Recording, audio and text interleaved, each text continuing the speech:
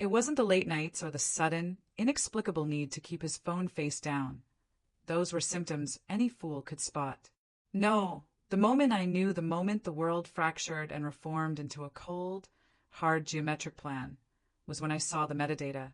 Julian, my husband of 12 years, the man who preached transparency and operational security in his high-stakes real estate development firm, had been sloppy with his encrypted cloud storage. He'd meticulously cleaned the files he shared with me, the ones containing blueprints for a new coastal property. But he forgot that file syncs record the originating IP address and the precise duration of connection. I pulled the logs late one Tuesday night, pretending to be searching for an old tax document. The IP address didn't belong to any location we had ever visited, nor any of his known business partners. Tracing it revealed a sterile, anonymous corporate apartment tower 6 states away, a location that coincided precisely with his supposed urgent, solo, closing trip last November. The data dump wasn't conclusive proof of infidelity, but it was proof of calculated, sustained deceit, and for a woman like me, a woman who built her career on forensic auditing and competitive intelligence, deceit was the ultimate crime. I didn't scream, I didn't cry, and I certainly didn't confront him. Crying achieves nothing but pity, and confrontation is only useful if you seek resolution. I sought ruin. I placed the laptop back on the mahogany desk, smoothed the silk fabric of my pajamas, and looked at Julian sleeping peacefully, his face slack and unguarded, thinking himself invincible. In that instant, Elara, the loving, slightly naive wife, vanished. What replaced her was an architect of consequence. The first phase of my fatal plan was the most crucial and the most difficult, becoming indispensable. Julian's success rested on a precarious foundation of social connectivity and financial complexity that he was too lazy to manage himself. I managed it. I handled his high-net-worth investor relations, I filtered his tax burden, and I organized his highly disorganized digital life. To make the fall spectacular, I had to ensure he climbed higher first, and that I controlled every single ladder rung. I began volunteering for tasks he hated, managing the complex environmental impact reports for the new development, taking over the bookkeeping for his personal holding companies, and most tellingly, insisting on reviewing every single legal document related to his upcoming merger. I told him, with a convincing display of loving devotion, that I worried about how stressed he looked and that I just wanted to take the load off. He ate it up with a spoon, praising my organizational skills and my renewed enthusiasm for his career, completely oblivious that he was handing me the blueprints to his own destruction, one folder at a time. The deceit was exhausting yet invigorating. Every morning, I woke up to my betrayer, cooked him breakfast, listened patiently to his complaints about market fluctuation, and all the while, I was building the cage around him, layer by meticulously constructed layer. The silence of my knowledge became my greatest weapon. It allowed me access to the core vulnerabilities of a man who genuinely believed he was safe, protected by my presumed ignorance and his own inflated sense of cleverness. He thought the silence meant I was blind. I knew the silence was the sound of the trap being sprung slowly, agonizingly slowly, exactly as a perfect predator prefers it. The more I investigated, the more the tapestry of Julian's betrayal unfolded, not just encompassing the other woman, whose name I soon discovered was Chloe, a junior architect at a competitor firm, but stretching into the very foundations of his professional ethics. Julian's arrogance was a goldmine. He believed that because I managed the logistics, I couldn't possibly understand the intricacies of his deals. He was catastrophically wrong. My forensic auditing background wasn't just theoretical. It was the foundation of my professional identity before I retired to focus on our life. As I dug deeper into the merger documents he had so carelessly handed over, I found the irregularities. They weren't just small accounting errors. They were clear, deliberate attempts to inflate asset values and obscure, contingent liabilities in preparation for the upcoming acquisition by a major national conglomerate. This wasn't just cheating on a wife. This was corporate fraud punishable by serious prison time. And critically, it made his entire prenuptial agreement null and void due to proven financial malfeasance in the marriage's scope. Julian's entire security net was built on that prenup and his clean reputation. My plan immediately expanded from simple divorce and financial recoupment to total structural collapse. Chloe, the mistress, was a fascinating study in collateral damage. She wasn't just a fling. Julian was grooming her to be an asset in their scheme, promising her a high-level position post-merger, unaware that she was just another piece of kindling. I meticulously reviewed every communication between them that Julian had foolishly backed up onto a shared drive, realizing their connection was professional first, then personal. This made the revenge sweeter because it wasn't just about emotional injury. It was about destroying his legacy and pulling the rug out from under his entire operation. To make him truly isolated, I had to sever his external lifelines without him noticing. Julian had a tight-knit circle of 3 business associates, Marcus, David, and Stephen, all of whom were crucial to maintaining his current status quo. Using subtle, untraceable methods, I began creating friction. For Marcus, a man obsessed with status, I planted a rumor at a charity gala about Julian reneging on a small, shared investment, just enough doubt to chill their weekly golf meeting. For David, who relied on Julian's referrals, I mistakenly rerouted a crucial email lead to a rival firm, then profusely apologized, blaming a malfunctioning spam filter, while subtly hinting that Julian had been too preoccupied lately to properly handle his network. Stephen was the easiest. I simply manipulated Julian's calendar, double-booking crucial meetings or scheduling unavoidable romantic weekend getaways that prevented Julian from attending Stephen's crucial industry functions. The result was exactly as planned. Julian, already distracted by Chloe and the stress of the merger, barely registered the growing professional chill. He simply complained to me that his friends were acting strange, concluding that they must be jealous of his success, further cementing his dependence on me, the sole stable and loyal figure in his increasingly chaotic life. The isolation was complete. When the axe fell, there would be no one left to catch him. The facade of the perfect wife became a masterclass in psychological warfare. I ramped up my displays of affection, ensuring they were always public and timed perfectly to counter any hint of professional uncertainty Julian might project. We hosted parties that were more lavish than ever, where I would stand by his side, beaming, defending him playfully against minor business critiques, reinforcing the image of the rock-solid couple. I bought him expensive, personalized gifts, a custom engraved watch, a new set of golf clubs, each purchase meticulously documented and charged to accounts that would later be seized or proven to be funded by illicit gains. Every act of devotion was a nail in his coffin. Meanwhile, the legal and financial traps were tightening. I spent weeks translating the complex financial structures of his holding companies into something that could be easily digestible for future auditors, highlighting every instance where personal expenses were masked as corporate write-offs, or where investor funds were momentarily commingled with personal capital, a sloppy habit of Julian's that spoke volumes about his entitlement. Critically, I focused on the property he was purchasing for Chloe, a small, highly luxurious condominium near her office. Julian had purchased it through a convoluted series of shelf corporations designed to hide his involvement from me and his board. What he didn't realize was that when he had me sign documents months ago concerning streamlining tax documentation for the new development, I had subtly ensured I held power of attorney over the shelf corporation funding that specific property, structured through a clause so dense and buried in legalese that even his rushed attorney missed it. I didn't want the condo, I wanted the leverage.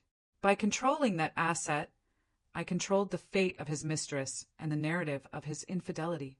I started communicating anonymously with a handful of mid-level managers at Julian's firm, people I knew felt overlooked or slighted by his aggressive management style. I didn't share details of the fraud yet. I simply offered them advice on how to better document their project expenses and track discrepancies in vendor invoices, purely for their own professional protection. I was sowing seeds of meticulous record-keeping amongst the ranks, ensuring that when the formal investigation began, there would be a paper trail stretching further and deeper than Julian could possibly cover up. The effort required absolute precision. I had to maintain 2 complete schedules: the Alara schedule, filled with yoga, charity lunches and dinner reservations, and the auditor schedule, filled with spreadsheets, encrypted communications, and detailed timeline creation.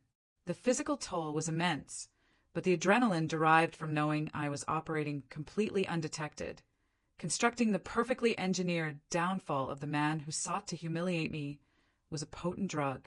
I watched Julian every evening, seeing the slight tremor in his hands when he answered his phone, the distracted look in his eyes, and understood that the weight of his own deceit was already beginning to crush him, long before I even needed to apply external pressure. The meticulous, almost academic approach to the financial trap demanded an unparalleled level of deceit on my part. This wasn't about transferring cash. Anyone could discover that. This was about weaponizing liability. Julian's primary firm, Apex Dynamics, was undergoing a valuation of 9 figures, built largely on the success of 2 major projects. I knew that one of those projects, the Azure Coast development, was tied up in several undisclosed environmental litigation suits, a detail Julian planned to bury until after the merger closed. Instead of exposing this immediately, I decided to use this liability as a tether. I set up 3 small, seemingly legitimate investment vehicles registered offshore, all tied back to a complex line of credit Julian co-signed 6 months prior, believing they were standard capital injection mechanisms for tax optimization. I used these vehicles to purchase options contracts betting against Apex Dynamics' stock performance post-merger, using proprietary information I accessed through the merger documentation. Crucially, I ensured that if the environmental lawsuits became public, the resulting stock dip would trigger a massive margin call on these contracts, perfectly timed to coincide with Julian's financial exposure in the divorce. The beauty of the plan was its deniability. If I was ever questioned, I could claim I was simply managing our joint portfolio based on insights gained from internal documents, an interpretation that, while convenient for me, would simultaneously implicate Julian in insider trading, regardless of the outcome of the divorce. He couldn't claim I stole the money because the money was still invested, just in a way that guaranteed his eventual insolvency. The psychological component was key during this phase. I needed Julian to feel secure enough to make the final, fatal mistake. I began subtly complimenting Chloe to him. Yes, complimenting her. When he would receive a late-night text, which he clumsily tried to hide, I'd smile and say something like, "Is that Chloe? She really is quite brilliant on the architectural side. You should involve her more in the final pitch. Her enthusiasm is contagious." This level of feigned support shattered his remaining paranoia. He interpreted my calmness as absolute proof of my trust and my lack of suspicion. He concluded that his elaborate deception, the burner phone, the excuses, the separate travel arrangements, had worked perfectly. His guard dropped entirely. He started leaving sensitive documents out, relying on me to tidy them up. He began discussing his concerns about the upcoming corporate audit with me, treating me as a sounding board, seeking my reassurance that everything looked clean. Every time he asked, I looked him straight in the eye, squeezed his hand, and assured him, "Darling, no one knows this company better than you. You have nothing to worry about." It was the truth, but twisted. He had nothing to worry about from external forces, because the fatal blow was coming from the only force he had completely discounted, the one sharing his bed, the one watching him breathe every night. The intricate layering of the financial destruction, combined with the psychological assurance I provided, ensured that when the legal system finally caught up to him, he would not only be guilty of corporate malfeasance and fraud, but he would also be facing the charges utterly alone, stripped of every resource he valued. The time for setting the traps was almost over. The time for ignition was drawing near. The relentless collection of evidence had finally crystallized the timeline for the final sequence. Julian, ever the narcissist, had made one profound, critical mistake. He had used his work email, briefly, during an IT system outage at home, to coordinate a key financial transfer related to the secret condo purchase for Chloe. This seemingly insignificant oversight, a single email buried deep in a corporate server archive, provided the definitive link needed to prove that his infidelity was interwoven with his corporate fraud, transforming the messy affair into evidence of a lack of fiduciary responsibility and moral turpitude. something the SEC and his acquisition board would devour whole. This realization brought me to a necessary moment of profound reflection. I was not merely seeking a divorce. I was aiming for total eradication of his professional and financial existence. When betrayal cuts this deep, is the goal still justice, or does it become survival? Think about it. If your trust was irreparably broken, would you choose the quick, clean exit, collecting your settlement and moving on quietly, or the long, elaborate path of total, undeniable consequence, ensuring the perpetrator can never harm anyone else in the same way? Let me know your thoughts on that moral tightrope in the comments below, because Alara is currently standing right on the edge, ready to push him off. My conscience, surprisingly, was clear. Julian hadn't just cheated.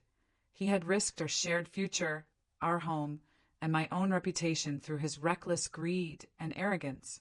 This wasn't revenge. It was damage control elevated to an art form. The operational execution now focused entirely on the dissemination of the information.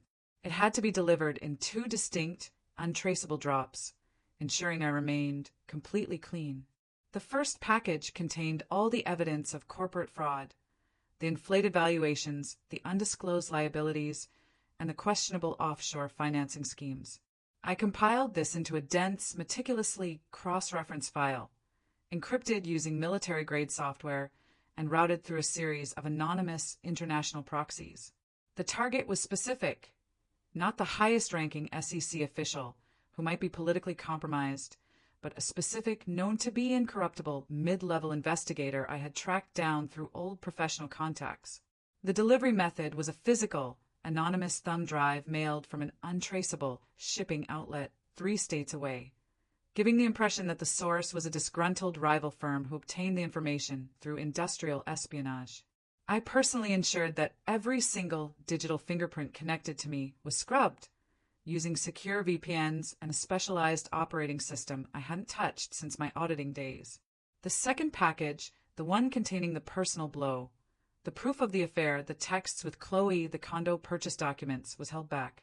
That information was the psychological weapon, designed to strike exactly when the professional storm was raging highest, ensuring maximum humiliation and distraction. The delay between Package 1 and Package 2 was strategic. The corporate investigation needed time to gather momentum and paralyze Julian's ability to fight back, legally or financially. The entire edifice was ready. I only needed to press send on the final confirmation of the physical delivery. I looked at the encrypted file one last time, ensuring the digital watermark I had secretly embedded in Julian's original documents remained intact. A microscopic, undetectable marker that would confirm the files were authentic, but which only I knew how to decrypt. The game was officially in motion. The first missile launched on a Monday morning. I had sent the package late Friday, knowing it would be flagged and processed by the federal agency on Monday, maximizing the impact of the initial internal chaos.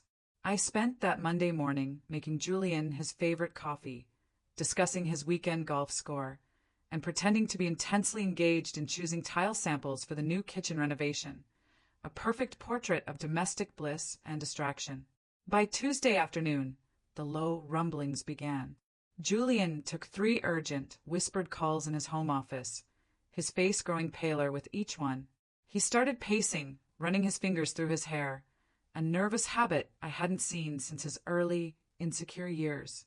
He told me vaguely that the audit team was requesting preliminary documents regarding the merger, assuring me it was standard procedure. I offered him a calm, supportive smile, suggesting he bring his files home so I could help him organize them. This was the moment of strategic insertion. By offering to help, I gained crucial real-time access to the documents he was pulling, allowing me to monitor exactly what information the investigators were getting and, more importantly, what they were missing. Julian, panicked and relying on my proven organizational skills, accepted immediately. He dumped a huge box of files on our dining room table, muttering about incompetence and overreach. As I sifted through the folders, I saw the fear in his eyes was genuine, but his focus was entirely misplaced. He was worried about minor tax issues, completely failing to grasp the sheer scope of the fraud evidence I had delivered. He was treating a Category 5 hurricane like a light drizzle. I worked late into the night, cataloging his documents, not to help him, but to ensure that the eventual investigators would have a clean, easy path to the damning evidence I had strategically left out of the initial anonymous package. I was organizing the prosecution's case file, right under the nose of the defendant. Over the next week, the pressure intensified dramatically. Julian was spending 16 hours a day fighting fires, constantly on the phone with his legal team. He canceled dinners, skipped our anniversary plans, and barely registered my presence. This was precisely the isolation I had engineered. His friends and business partners, already subtly estranged, failed to offer genuine support, assuming the minor audit was a sign of his impending fall and deciding to maintain a safe distance. He was left with only me, his loyal, supportive wife, running interference, bringing him meals, and soothing his ego. I found myself adopting a deeply nurturing role, rubbing his shoulders while he stressed over reports, assuring him of his brilliance. This dual identity, the gentle caregiver and the ruthless architect, required an almost superhuman level of emotional compartmentalization. But every time I saw the look of genuine fear and confusion in his eyes, I remembered the metadata, the distant IP address, the sterile corporate apartment, and the price of his betrayal. That memory was enough to fuel the charade. The initial evidence was doing its work. It had successfully stalled the merger and triggered a formal internal investigation. Julian was running on fumes, fighting a ghost enemy, unaware that the ghost was sitting across the table, offering him a calming glass of expensive single malt scotch, the very scotch he paid for using fraudulently acquired funds.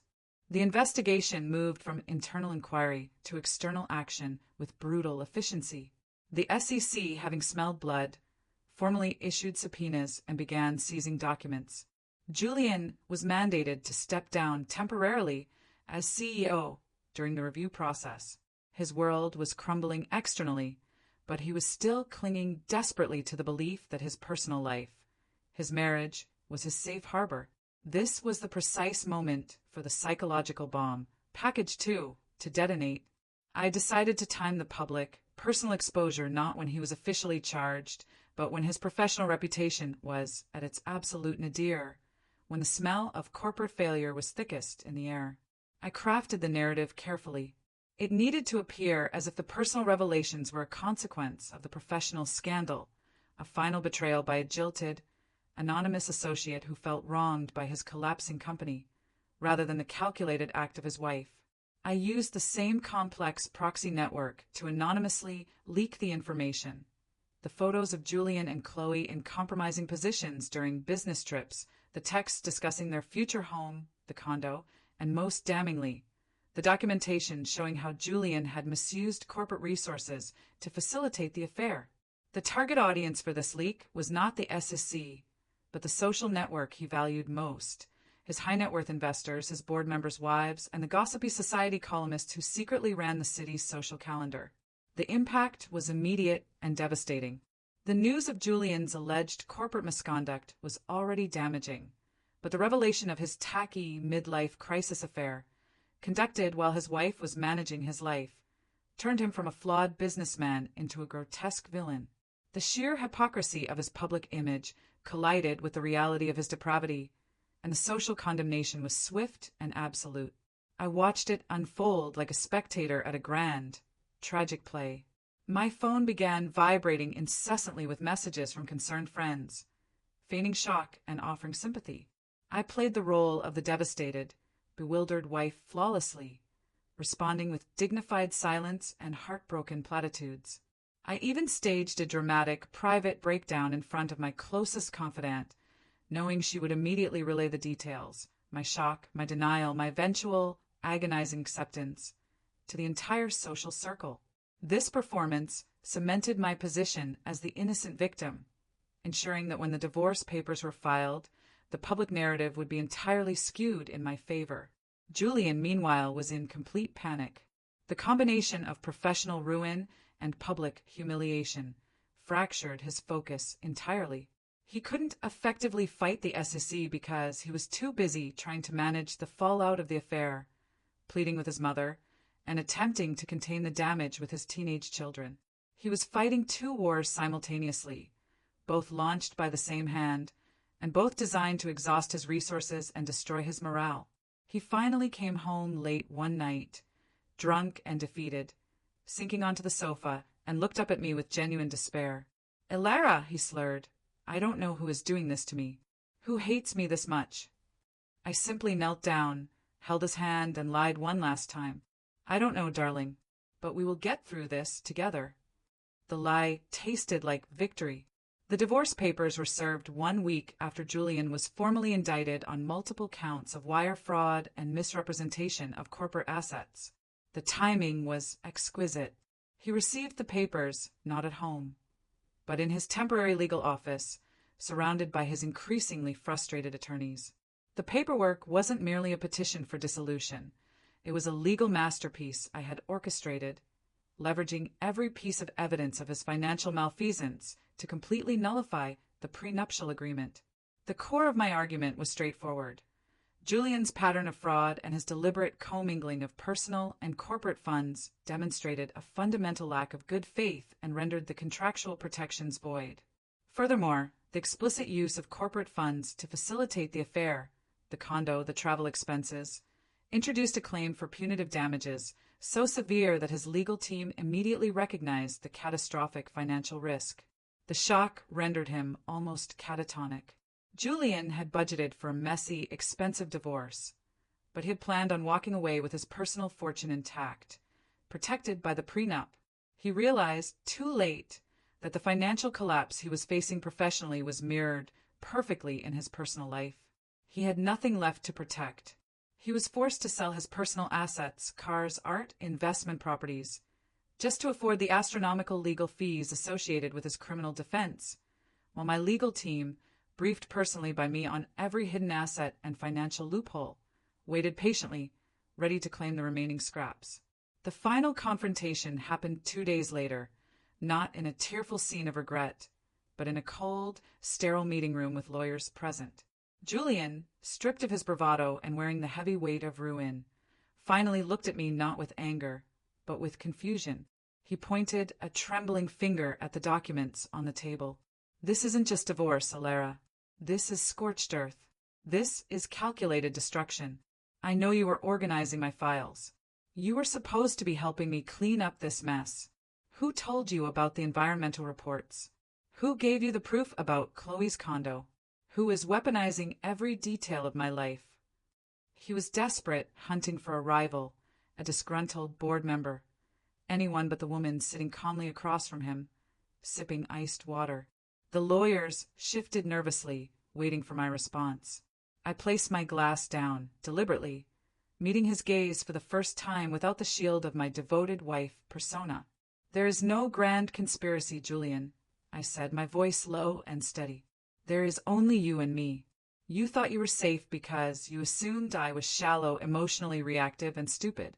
You thought I was defined by my pity for you. You were wrong. Every document that damned you, you handed to me.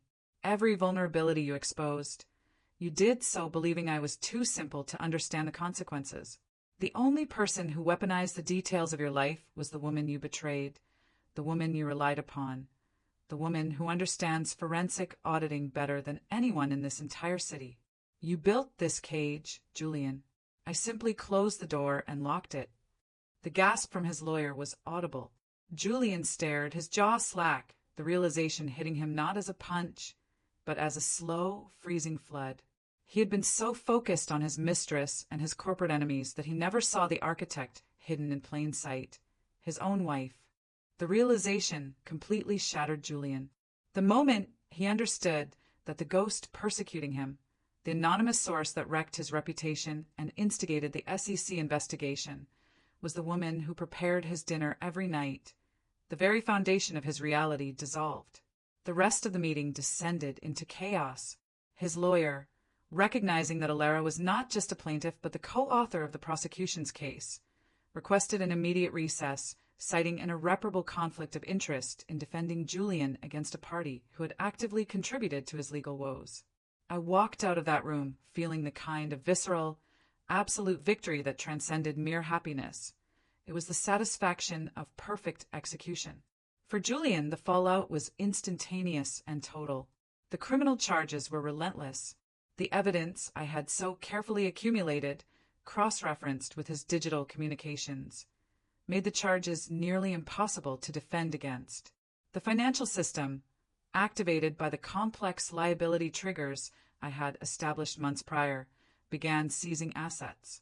The offshore investment vehicles I had set up using his co-signed credit lines triggered massive margin calls as the news of the litigation sent Apex Dynamics' stock plummeting, guaranteeing his personal insolvency. The house, the shared property, the retirement funds, all were tied up or immediately claimed either by the legal process or by the divorce settlement, which now heavily favored me due to the established history of fraud. Julian was reduced to living in a rented corporate apartment, relying on borrowed funds, while his legal team fought a losing battle against the state and my own well-funded divorce efforts. Chloe, the mistress, was a fitting footnote to his downfall. When news of Julian's arrest and financial implosion became public, I activated the final layer of the condo trap. Using the power of attorney I had subtly acquired, I immediately transferred the deed of the condo, the property Julian had bought for Chloe, not to myself, but to a housing charity for single mothers, ensuring the sale would be quick and untraceable. Chloe found out when the charity's moving vans arrived at her door with an eviction notice. She not only lost her lover and her promised career position, but she lost the asset he had promised her, realizing too late that Julian's grand gesture was built on quicksand. Her public reaction: a series of bitter, accusatory social media posts aimed at the now disgraced Julian, further cemented his status as a universally despised figure. The revenge was surgical in its precision, destroying not just his wealth, but his entire sense of self-worth and competence. He wasn't just broke, he was humiliated, despised, and alone. I, meanwhile, stepped away from the marriage, completely unscathed, financially secure, and morally vindicated in the eyes of the public.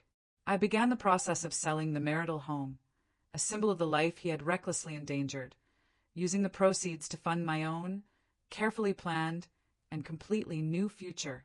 There was no regret, only the quiet, profound peace that comes from closing a chapter not with tears, but with a conclusive, strategic checkmate. The final legal proceedings were a mere formality, confirming the complete reversal of Julian's fortunes. Due to the irrefutable evidence of financial fraud and the egregious violation of fiduciary duties, my claim for compensatory and punitive damages sailed through the courts. The judge, clearly influenced by the volume of meticulously presented evidence, granted me full ownership of the remaining non-seized liquid assets, the primary residence, and the entirety of his retirement accounts, citing Julian's long-standing pattern of criminal malfeasance. Julian's defense was hampered not just by the facts, but by his own psychological breakdown. He was unable to articulate a coherent defense, obsessed instead with the betrayal by the one person he thought was his ally. He sat in court, a shadow of the man who had once swaggered through boardrooms, staring at me with a mixture of terror and disbelief, yet unable to form a true accusation, as he knew, deep down, that he was the architect of his own misfortune. I had merely provided the enforcement mechanism. After the gavel fell and the judgment was formalized, I took a long, solitary trip. It wasn't a trip of escape, but one of reflection and recalibration. I needed to shed the skin of Alara, the avenging wife, and embrace Alara, the future. I reviewed the entire timeline, not for regret, but for precision. The plan had taken over a year to execute, demanding an emotional restraint that often felt impossible. But the result was worth every moment of forced serenity. I had not only protected myself financially, ensuring I walked away with more than I ever would have through a clean, negotiated divorce, but I had delivered a consequence that perfectly matched the magnitude of his betrayal. Julian, the great businessman, was undone by sloppy record-keeping and an overwhelming belief in his own superiority, qualities I knew intimately and used expertly against him. The news coverage of the divorce and the ongoing criminal case was extensive. I maintained my quiet dignity throughout, issuing only one public statement through my attorney. My focus is now on healing and moving forward, and I wish my former husband the best as he faces the consequences of his actions." This statement was deliberately cold, devoid of malice, and yet utterly final. It confirmed the public narrative. I was the wronged woman who survived, and he was the villain who fell through his own hubris. I had successfully managed his legacy, too. The house sold quickly, and I liquidated most of the proceeds, moving the money into secure, diversified accounts, far from the reach of any future legal entanglements. I bought a small, beautiful apartment downtown, a place where no memories of Julian resided, where I could start completely fresh. I changed my professional focus, utilizing my high-level financial acumen not for auditing, but for advising other women facing difficult, high-stakes separations. I had learned the system, its vulnerabilities, and its cruelty, and I was now dedicating my future to helping others navigate it with the same surgical precision I applied to Julian. The chapter was closed, the ledger balanced, and the architect was free to build a new life, stronger and wiser than before.